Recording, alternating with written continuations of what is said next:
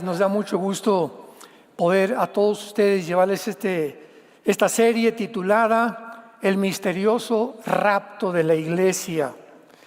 Esta es la tercera parte de esta serie que les quiero recomendar a todos ustedes, porque si hay controversia acerca de alguna doctrina últimamente, es precisamente acerca del rapto de la iglesia. Hemos visto en la primera y la segunda parte que mucha gente dice, es que es una doctrina que la inventó Scofield de la Biblia, hace 2 siglos comenzó a predicarse, otros al grado de que no está en la Biblia, otros de que vamos a pasar la tribulación. Bueno, somos seres humanos con diferentes perspectivas, diferentes formas de ver las cosas, diferentes interpretaciones. Pero el problema es que la Biblia no es de interpretación privada. Primera de Pedro 1, 19 al 20. Sino que los santos hombres de Dios hablaron siendo inspirados por el Espíritu Santo. Entonces, el secreto de la Biblia es que cuando leemos una doctrina tenemos que ver, por ejemplo, Apocalipsis, que hemos tratado mucho con este libro. No se puede predicar el Apocalipsis sin tener en consideración Zacarías, Ezequiel y Daniel, porque son los 3 libros del Antiguo Testamento que compaginan y convergen al final de la conclusión del apóstol Juan del libro del Apocalipsis.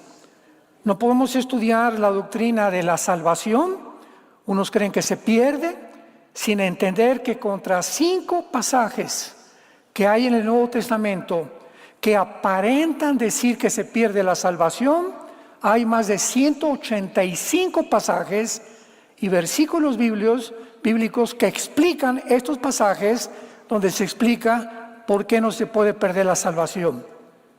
Entonces venía la Biblia y sacar un texto fuera de contexto se hace un pretexto. Y esta es la falta de diligencia, de perseverancia, que Pablo le recomienda a Timoteo.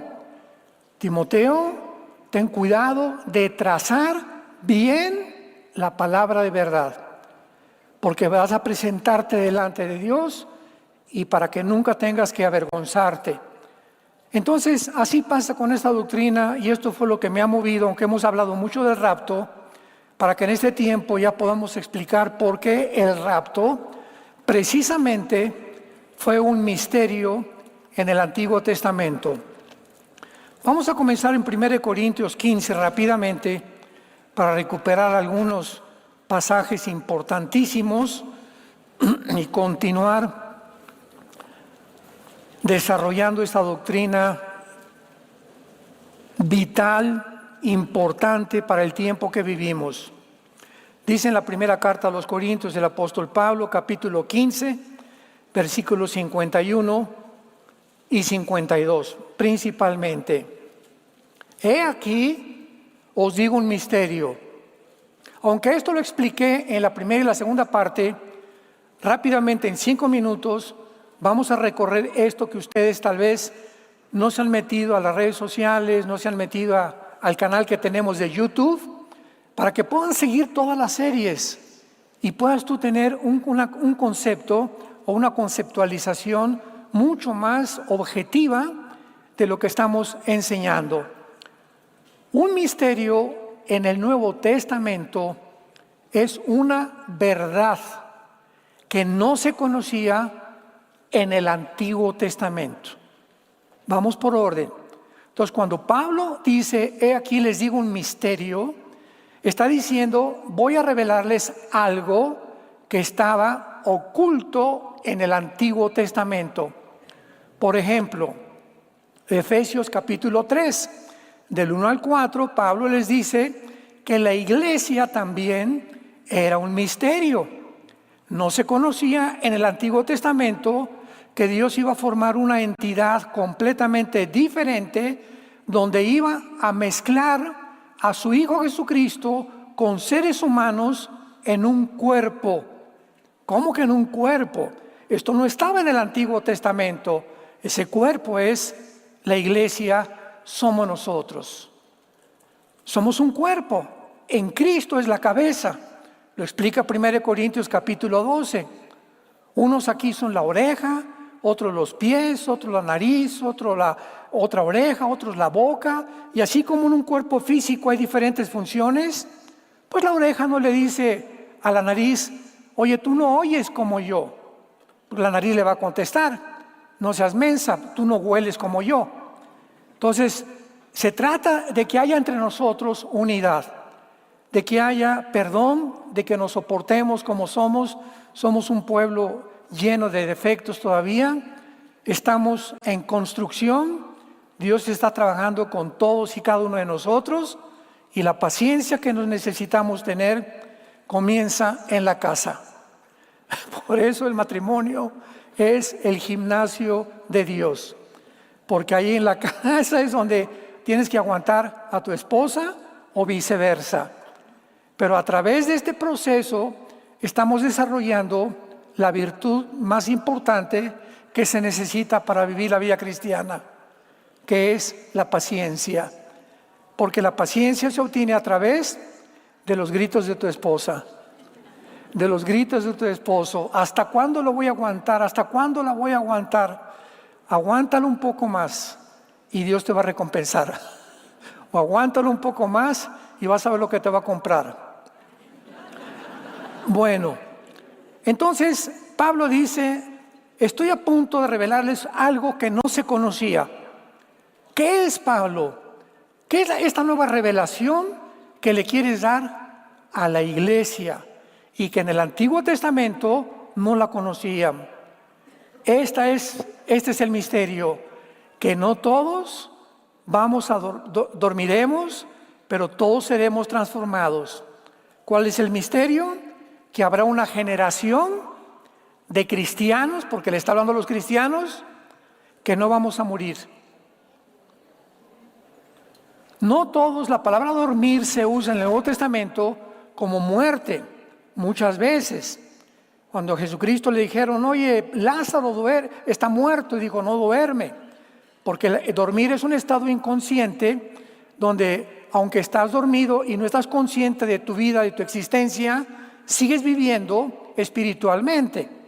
Alguien llega y te avienta un vaso de agua fría cuando estás dormido, y ¿qué es lo que pasa? Recobras o regresas al mundo consciente después de haber estado en estado inconsciente. Entonces, por eso se usa la palabra dormir para morir en la Biblia, porque la muerte es simplemente que ante la gente estamos ahí ya sin vida, pero estamos más vivos que nunca. Es cuando más vivos estamos, porque en ese momento estamos en la eternidad con Jesucristo y el cuerpo se queda ahí completamente. Por eso dicen dormidos, los muertos duermen, porque ya no se pueden levantar. He aquí llega un misterio, no todos dormiremos, pero todos seremos transformados, cambiados así. En un momento, en un abrir y cerrar de ojos, a la final trompeta, porque se tocará la trompeta y los muertos serán resucitados, incorruptible, y nosotros seremos transformados. Aquí Pablo está seccionando a dos grupos. Cuando esto suceda, va a haber un grupo, o sea, todos los que se murieron van a resucitar. Pero nosotros, los que queramos, como lo explica 1 Tesalonicenses 4, 16 y 17, que es la base también del rapto, vamos nosotros a ser transformados. En otras palabras, tal vez acabando este mensaje, tal vez hoy en la noche, tal vez mañana, tal vez hoy en la madrugada, en un mes, en un año, no sabemos, vamos a desaparecer millones de personas. Y ahí va a quedar tu traje, tus chanclas, tus guaraches, tus tenis, tus zapatos, tu corbata. De repente millones de niños desaparecerán de sus cunas. Los aviones van a chocar, muchos de ellos. Los pilotos desaparecieron. Accidentes de tráfico porque los choferes no se encuentran ahí. Va a haber un caos que convulsione al mundo entero. Y la Biblia le llama el arrebatamiento de la iglesia. Ahora, como en Europa, en África y en Asia, hay muy pocos cristianos, aunque los hay, pero muy pocos.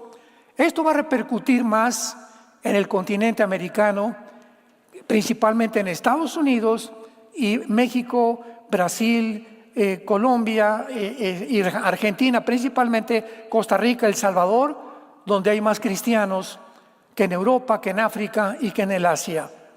Pero principalmente va a sacudir Estados Unidos, va a cambiar completamente la política de Estados Unidos, y todo aquello que tenían planeado no se va a alcanzar a desarrollar, y entonces vendrá el surgimiento de un hombre en el mundo llamado el Anticristo.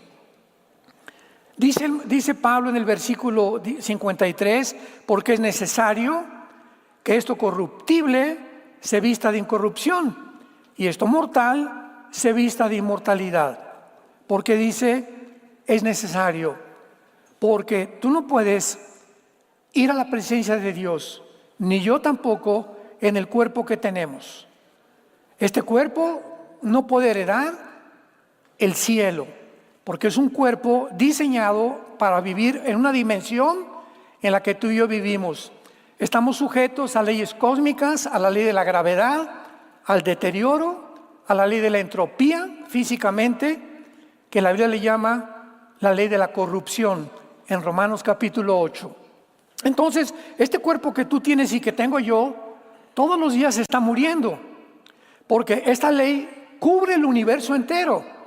Se llama la segunda ley de la termodinámica, que establece que todo se deteriora, todo se oxida, no hay nada en este universo que dure. El sol está perdiendo millones de toneladas de masa, los animales, las plantas, las casas se oxidan, todo se tiene que volver a pintar, hay hoyos, tenemos que estar pavimentando las calles, tenemos que estar en un continuo, todos los seres humanos, de restauración de todas las cosas. Tú tienes que estar tomando vitaminas, medicinas, yendo al médico, etcétera, etcétera, porque nuestra vida se está apagando lentamente sin que nos demos cuenta. Entonces, esta ley se llama la corrupción en la Biblia, en la física, la segunda ley de la termodinámica o la ley de la entropía. Entonces, por eso dice Pablo, es necesario. Entonces, en un momento, en un cerrar de ojos, nuestro cuerpo y tu cuerpo van a ser transformados. Alguien me quiere preguntar, ¿y qué cuerpo vamos a tener? Yo estoy viejito, ¿cómo voy a resucitar? Don Pancho Pistolas me está preguntando. Pues tú vas a resucitar con un cuerpo nuevo. Los niños van a seguir siendo niños porque hay un desarrollo, sobre todo los recién nacidos. Ahorita mi esposo y yo tenemos un nieto de 4 meses, Luis Emilio, hija de Natalia, nuestra hija, y otra nietecita de 3 años, Ana Sofía, que cuando venga el rapto, así se van a ir. No van a crecer, pero van a crecer en el reino milenial, porque van a entrar todos los niños al reino milenial o al reino mesiánico prometido al Señor. Quiero darles un tip de cómo va a ser tu cuerpo. Te garantizo que no va a ser igual al de Rambo. Ni tampoco a ustedes, mujeres, al de Madonna. Bueno, vamos al libro de Filipenses. La Biblia nos revela todos los secretos que a Dios le plació revelarnos. Filipenses capítulo 3. Y dice así, versículo 20 y 21. Escuchen con mucha atención. Filipenses 3, 20 y 21. Mas nuestra ciudadanía está en los cielos, de donde también esperamos al Salvador, al Señor Jesucristo, el cual transformará. Otra vez Pablo repite lo que le dijo a la iglesia de Corinto. Dios va a transformar nuestro cuerpo, y vean cómo se le llama al cuerpo, un cuerpo de la humillación nuestra. ¿Por qué? ¿Por qué se le llama que es un cuerpo que se está humillando? Porque es un cuerpo que se está deteriorando todos los días. Muy bien, para que sea igual, semejante, ¿a quién? Al cuerpo de la gloria suya por el poder con el cual puede también cambiar todas las cosas. Nuestro cuerpo que tengamos va a ser igual al cuerpo de Jesucristo cuando Él resucitó. Cristo cuando vivió, comió, durmió, lloró, sufrió en la cruz y su cuerpo era un guiñapo humano. Los 39 latigazos que le dieron, cada látigo involucraba huesos con punta de hierro que se enrollaban 3 veces en el cuerpo de la víctima, y cuando el soldado romano le jalaba el látigo, desgarraba todos los tejidos subcutáneos del cuerpo del crucificado. Después de que le desgarraron todo el cuerpo aquí a Cristo y no tenía casi nada de piel, le pusieron la cruz encima para que caminara hasta el monte Calvario, y en el monte Calvario, con su espalda completamente desnuda, casi sin tejidos subcutáneos, lo acuestan en un madero. Y cuando le clavan las manos y la cruz entra en el hoyo que tenía diseñado o designado, el cuerpo se jala y se cuelga, y los dolores de los clavos en las muñecas y en los pies es un dolor insoportable. Cuando Cristo resucitó, Él no podía tener el mismo cuerpo. Por eso dice, será semejante al cuerpo de la gloria suya. Lo primero que la Biblia nos muestra es que el apóstol Juan se acerca a la cruz y ve salir una gota de agua con sangre, porque el centurión romano le atravesó con una lanza de aquí a la izquierda hacia la derecha el cuerpo para certificar que estaba muerto, porque regularmente a todos los crucificados se les rompían los meniscos de las rodillas. Pasaba un soldado y les rompía las rodillas para que estuvieran seguros que al bajarlo no estuvieran vivos. Entonces, al romperle los meniscos de las rodillas, el cuerpo completamente se desguanza y morían de asfixia. Los que no murieron por desangramiento o por dolor morían de asfixia. Pero estaba escrito en la Biblia que al Mesías no le iban a romper los huesos. Entonces, cuando el centurión se acerca a la cruz y ve a Jesucristo, no cabe duda que ya estaba muerto, pero dijo, por si aquello de las dudas. Y entonces lo atravesó de lado a lado. Ahí sí ya no habría ninguna objeción de que lo habían enterrado vivo. Lo interesante es que hace 2000 años, la Biblia dice que salió una gota de sangre mezclada con agua. Y a la luz de la cardiología moderna, cuando el agua se mezcla con la sangre, ¿saben ustedes qué denota? 2000 años después, que la cardiología ha evolucionado de una forma impresionante, el corazón está envuelto en una capa que se llama el pericardio. El pericardio envuelve el corazón. Y cuando la gota de agua salió mezclada con sangre, implicaba rotura del pericardio. En otras palabras, Cristo, la pregunta es, ¿quién le rompió el pericardio? Bueno, la Biblia nos los explica en el Salmo 22, que escribió 1000 años el rey David, y dice así, bueno, comienza diciendo, Dios mío, ¿por qué me has desamparado? 1000 años antes, David repite las palabras de Cristo, pero dice más adelante, mi corazón fue como la cera. O sea, una vez me preguntaron, ¿cuál fue la causa clínica de la muerte de Cristo? ¿No murió de desangramiento? ¿No murió de asfixia? ¿De qué murió entonces? clínicamente, ¿cómo se podría clasificar la muerte de Cristo? Y la Biblia nos lo dice. Cristo murió de dolor moral. Cuando tus pecados y mis pecados fueron puestos sobre su cuerpo, no aguantó.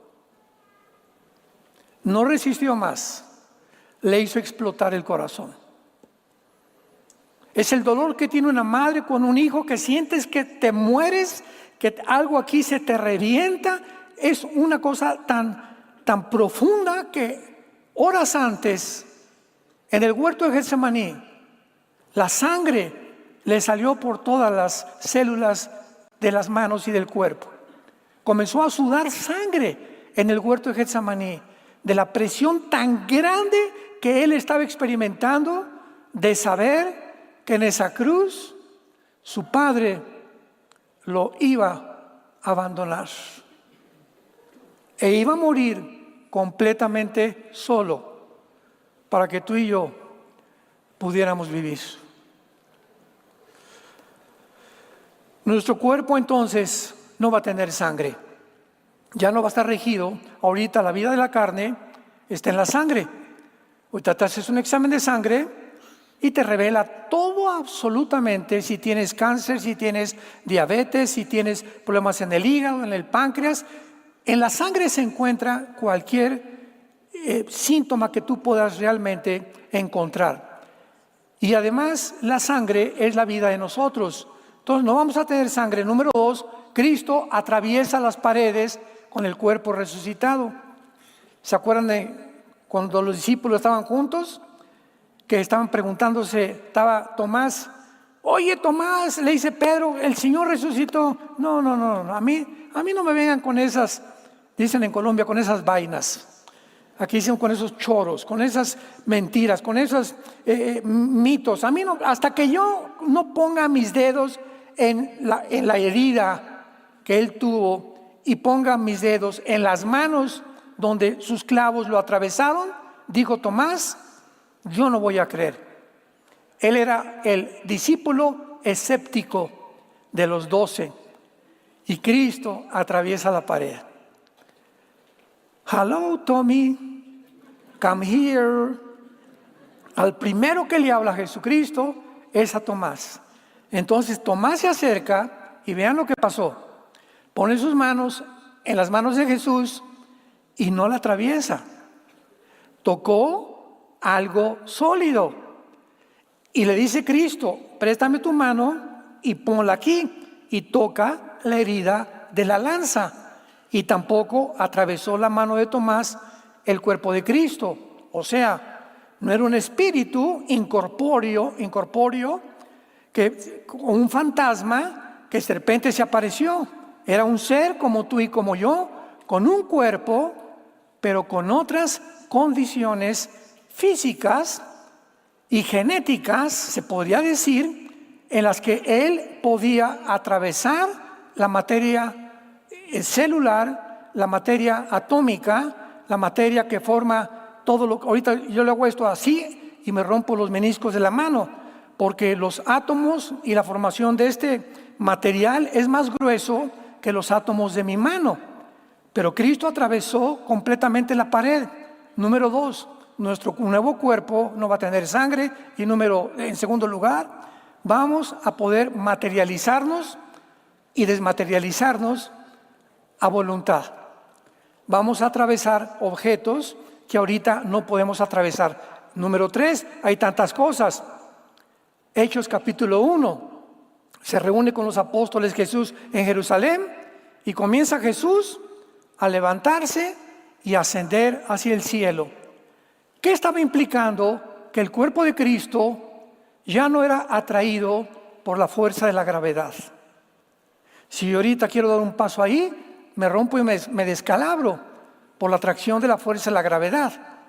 Pero Jesucristo en su nuevo cuerpo había vencido las leyes cósmicas que rigen el universo actualmente. Así será tu cuerpo. Y otra buena noticia en cuarto lugar, para los gordos.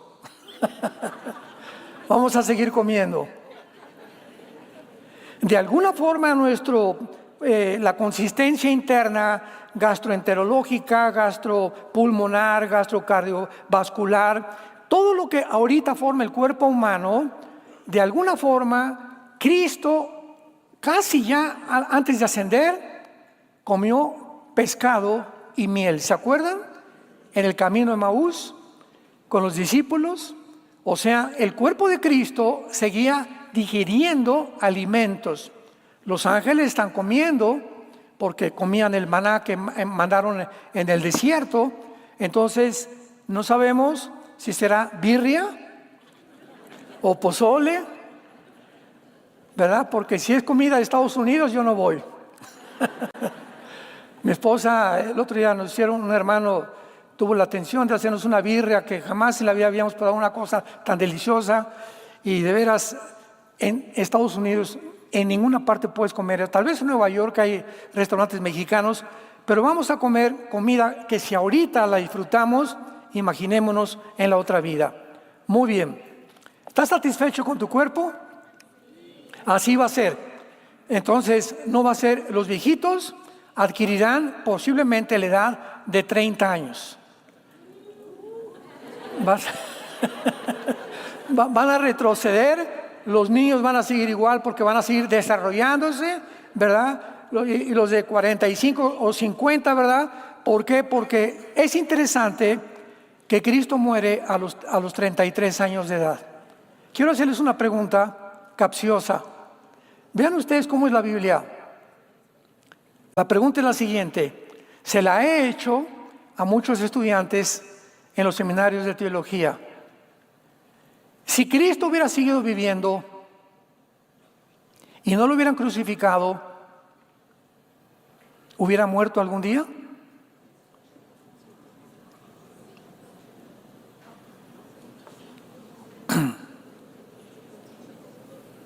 Ah, ¿verdad? No, que muy teólogos, que Liti, que ya me gradué de Liti, hermano. No se atreven, ¿verdad? En primer lugar, no hubiera muerto, porque la paga del pecado es la muerte. Entonces, a fuerza, tenía que morir en el tiempo de Dios a los 33 años, que es exactamente cuando la juventud está en todo su apogeo.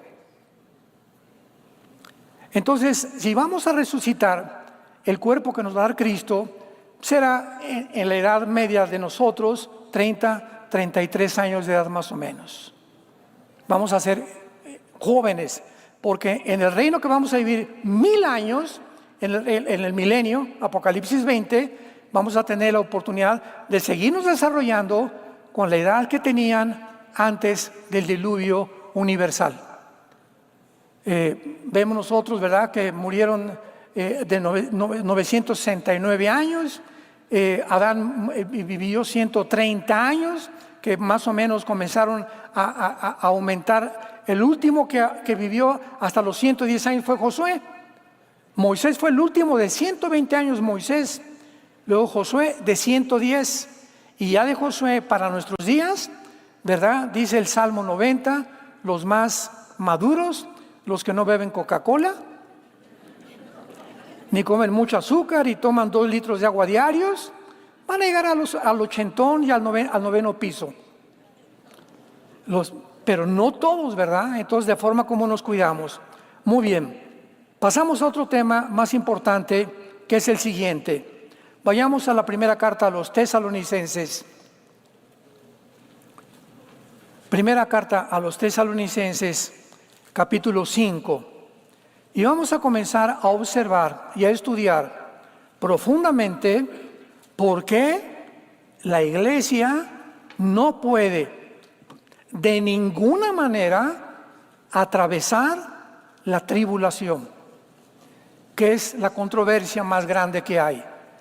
No, pues que el rapto viene antes de la tribulación, no viene al principio de la tribulación, no viene a la mitad de la tribulación, no, hermano, viene al final de la tribulación. Porque el rapto y la segunda venida se llama post-tribulacionismo, son iguales. Estos diferentes aspectos de percibir esta doctrina son interesantes. Y hay personas que se han dedicado a enseñar estas cosas, vuelvo a repetir, yo les respeto, pero queremos hacer un análisis un poquito más profundo para que ustedes sean los jueces después de estos estudios y podamos comprender mejor la palabra de Dios. Es importante entonces examinar la Biblia precepto sobre precepto, línea sobre línea, y sobre todo cuando lees la Biblia, hay cantidad de versículos y de palabras que las leemos sin detenernos, sin pensar en ellas, sin meditarlas, sin ponderarlas, sin decir, bueno, ¿y esto qué quiere decir? O sin caer de rodillas. Padre, dice tu palabra en la primera carta de Pedro, escogidos según tu presencia, en la santificación del Espíritu Santo, para ser rociados con la sangre de Cristo, para obedecer al Evangelio, donde nos tienes guardas y grandes y preciosísimas promesas para que participemos de tu naturaleza divina. Ok, ya lo leí. ¿Qué me estás diciendo, Padre? En tu primera carta de Pedro, que cada vez que yo leo la Biblia y que encuentro una promesa y me la apropio y la comienzo a repetir, estoy participando de tu naturaleza.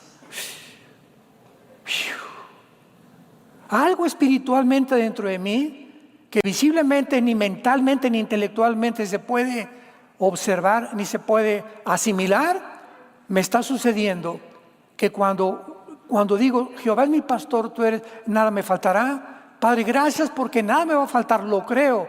No solamente lo leo, lo creo. Y al decir lo creo, en mi espíritu estoy participando de la naturaleza divina de Dios. ¿Me van siguiendo? Es lo que se llama el devocional. No tengas un devocional en la mañana en la Biblia, solamente la lee. Jesucito mío, mi dulce compañía, no me desampares de noche ni de día.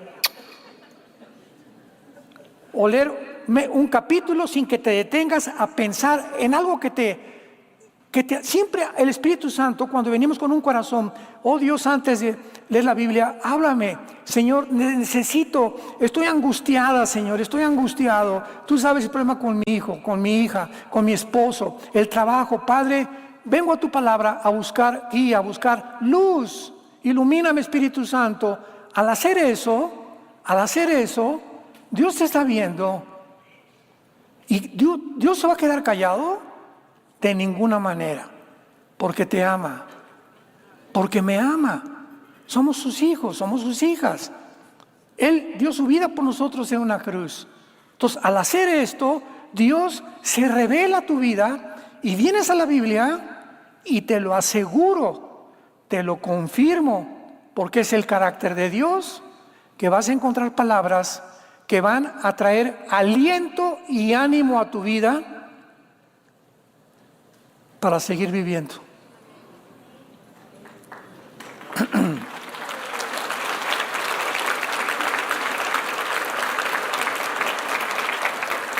¿Cuánto ánimo necesitamos todos para seguir viviendo? Amén. Si algo necesitamos es ánimo, y es lo que la Biblia nos da. Por eso, separados de Él, nada podemos hacer. Primera Tesalonicenses 5, acerca de los tiempos y de las ocasiones, me detengo. La palabra tiempos es cronos. Cronos, ya viene la palabra cronología. Y la palabra ocasiones es kairos. Entonces, para que entendamos, ya nada más en el primer versículo, lo que Pablo está diciendo, la cronología es, cuando tú tienes un calendario en tu casa, dices, el 7 de junio es mi cumpleaños, el día de la independencia fulano de tal, el de mi esposa, en la Navidad, ahora tengo en mi calendario en octubre el seminario que vamos a tener en la Riviera Maya con los matrimonios. Ese es un calendario, lo que está completamente extendido. Esa es la cronología. Por ejemplo, venimos a la Biblia, a Apocalipsis, y tenemos que entender la cronología, porque el Apocalipsis no está cronológicamente ordenado. ¿Qué quiero decir? Vienes al capítulo 6 de Apocalipsis, los 6 sellos, y en el 6º sello, la gente está gritando: ya viene Jesús, escondámonos en las peñas y tiremos los ídolos, porque ha llegado el día de su ira. El 6º sello está revelándonos el final de la tribulación. Síganme con mucho cuidado. Y después, hasta el 7º sello, hay un paréntesis, el capítulo 7 de Apocalipsis. ¿Y qué dice el capítulo 7 de Apocalipsis? A los ángeles, ordénales que no toquen ni los montes, ni la hierba, ni hagan daño a ninguna cosa de la tierra, hasta que sean sellados los 144,000 judíos. Oye, espérame tantito, pero el 6º sello dice que ya los montes y las islas van a desaparecer. O sea que el capítulo 7 no es el intermedio, el capítulo 7 está antes del 6º sello. Y el 7º sello, hay un gran silencio donde se la ordena a los ángeles de tocar las 7 trompetas de los juicios de Dios. El capítulo 11 de Apocalipsis nos enseña que la bestia que sube del abismo está subiendo de la profundidad tal vez de esta prisión angelical donde se encuentran los ángeles caídos, lo que va a entrar al anticristo.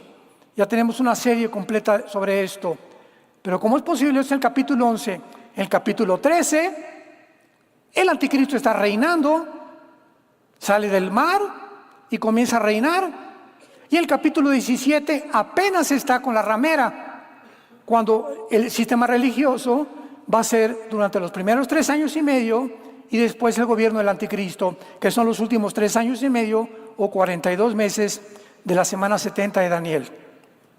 Cuando comenzamos a observar la Biblia de esta manera y a fijarnos de esta manera, nos damos cuenta de la cronología. Entonces, mientras no pongamos atención a esto, nos confundimos. Hace mucho tiempo recuerdo que yo acabo de dar hace 4 días en una entrevista que me hicieron en Enlace, la pueden encontrar en YouTube, sobre el 6º sello. Y hablé durante 1 hora de lo que estoy hablándoles a ustedes en este momento. Y finalmente otro ejemplo, en el capítulo 1 del Génesis, Dios hizo los cielos y la tierra 1, 2, 3, 4, 5 en 7 días. Y le dijo al hombre y a la mujer, multiplíquense, etcétera, etcétera. Espérame tantito, hasta el capítulo 2, crea a la mujer. En el capítulo 1 dice que hizo al hombre y a la mujer para que gobernaran el mundo. Y es hasta el capítulo 2 donde se describe la forma como Dios crea a la mujer. Entonces, ¿qué es primero? Tenemos que acomodarlo, y esta es la razón por la cual el Espíritu Santo nos da un rompecabezas, que es la Biblia, muchas cosas. Y Dios quiere que no solamente vengamos a la Biblia a enriquecer nuestro intelecto. No, ya sé mucho de la Biblia, espérame tantito, ese no es el propósito de Dios. Qué bueno que conozcas la Biblia. El propósito de Dios es que la Biblia nos cambie, nos transforme en otras personas. El borracho y el drogadicto, una persona normal, el homosexual, una persona asexual, etcétera, etcétera, o una persona bisexual, o una persona heterosexual, la persona comunista, que entienda que ningún sistema ideológico va a cambiar a los gobiernos, etcétera, etcétera. Si la Biblia, hasta este momento, desde el momento que tú te convertiste, no te ha cambiado, o no hay gente en tu familia que diga, Pancho ya no es el mismo, no es verdad que seas cristiano.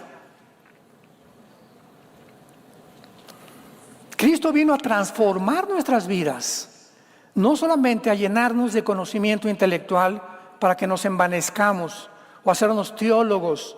Bueno, qué bueno que seas un teólogo mientras tu vida siga cambiando y cada día le entregues más y más de tu corazón al control del Espíritu Santo.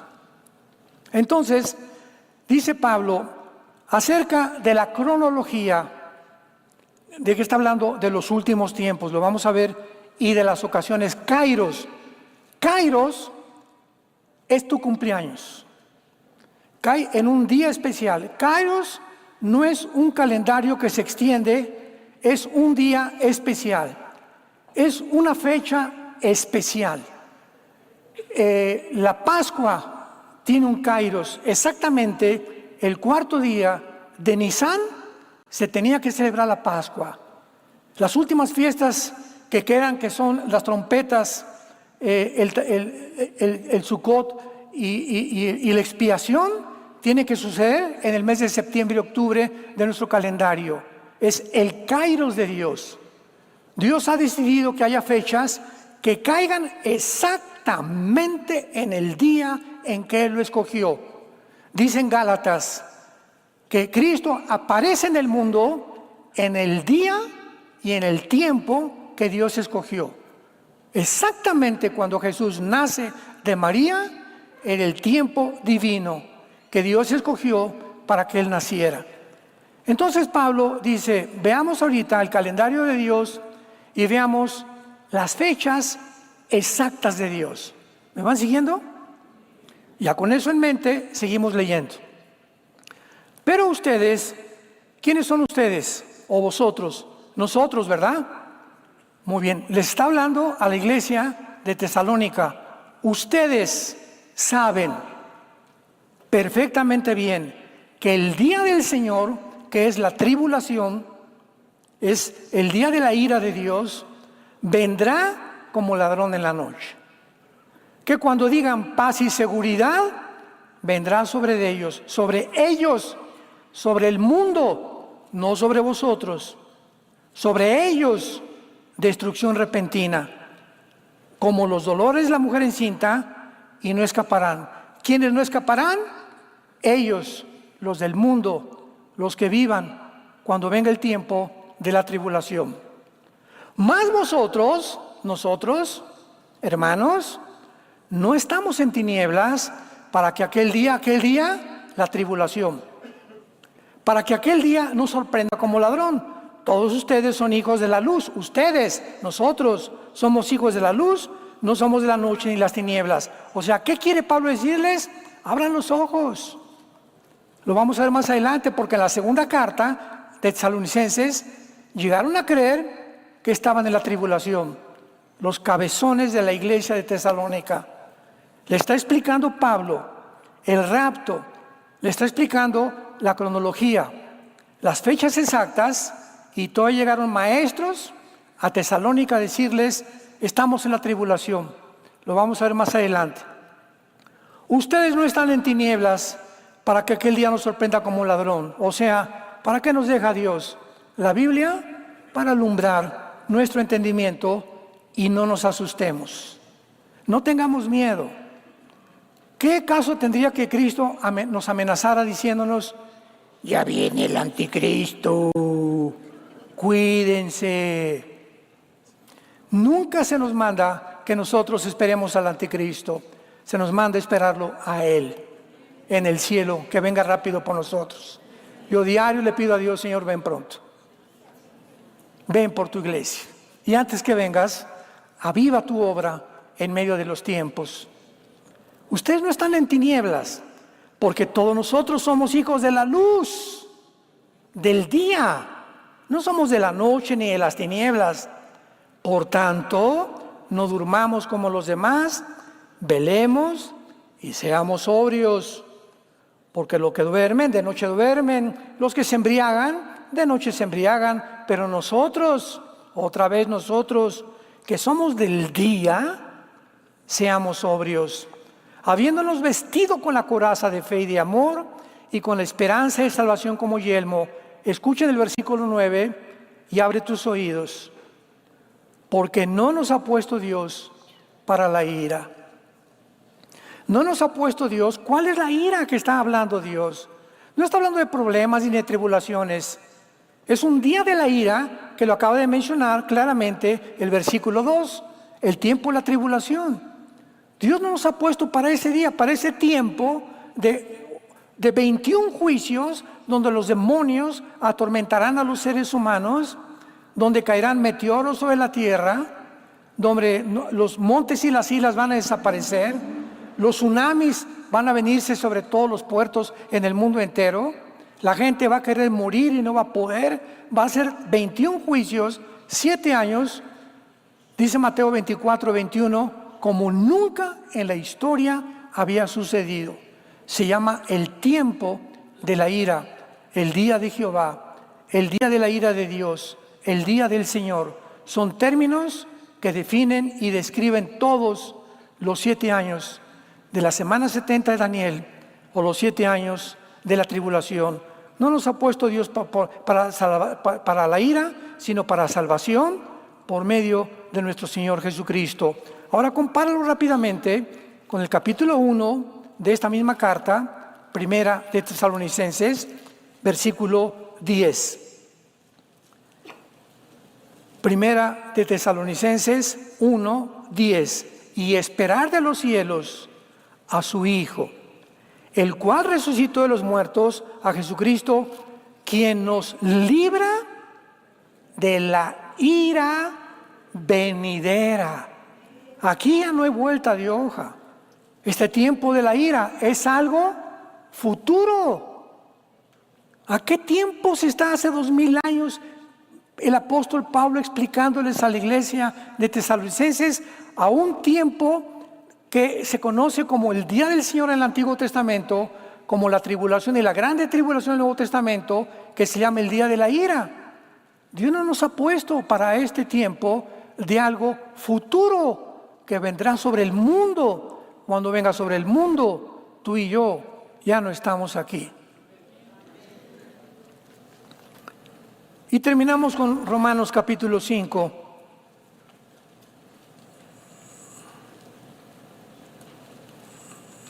Versículo 8 al 10.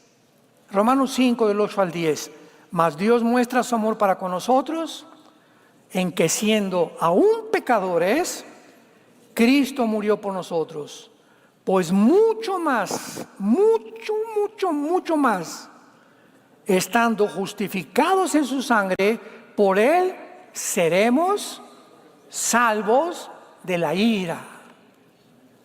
A casi todas las iglesias, Pablo les mandó el mensaje del consuelo, del ánimo. Ya nos vamos, hermanos. Ustedes no se imaginan lo que se viene sobre el mundo. Lo que pasó en estos Juegos Olímpicos, ¿verdad? En la inauguración es un botón de muestra que enseña la condición verdadera en la que el mundo se encuentra. Y lo más interesante de esto, sustituye la cena de Cristo del cuadro que pintó Leonardo da Vinci con una transgénero, una señora así de gorda, judía, era judía también, en la persona de Cristo, con un niño junto, y en las fotos se ve que el que está junto no tiene ni calzones. Un caballo galopando y entrando un caballo blanco. Ellos no se daban cuenta ni siquiera qué estaban haciendo. Vemos que aquí hay una maquinación infernal satánica que está manejando a este grupo de personas en el mundo, porque detrás de todo este escenario que se desarrolló, ¿quién estaba? Ese caballo blanco es el caballo de la entrada, Apocalipsis 6 del 1 al 2, del anticristo. Es la entrada, o sea, anunciando el mismo anticristo: ya estoy entrando al mundo, ya nací. Luego, una mujer decapitada, con la cabeza colgando, representando a María Antonieta, la ex emperatriz de Francia, que murió en la Revolución Francesa, 1755, hablándonos que el proletariado va a vencer a la burguesía, que el marxismo y el socialismo tienen que vencer en el mundo. Vean todos los mensajes alrededor. Y así podíamos seguir describiendo todo lo que sucedió. Un becerro de oro que está en el libro del Éxodo, cuando Moisés sube al monte Sinaí y baja, Aarón se desespera porque no baja Moisés y construyen un becerro de oro y lo comienzan a adorar, anunciando que el mundo regresa a la idolatría. Todas estas cosas que vimos en la apertura de los Juegos Olímpicos no son coincidencia. Todo está armado, repito, ni siquiera los que lo hicieron sabían lo que estaban haciendo.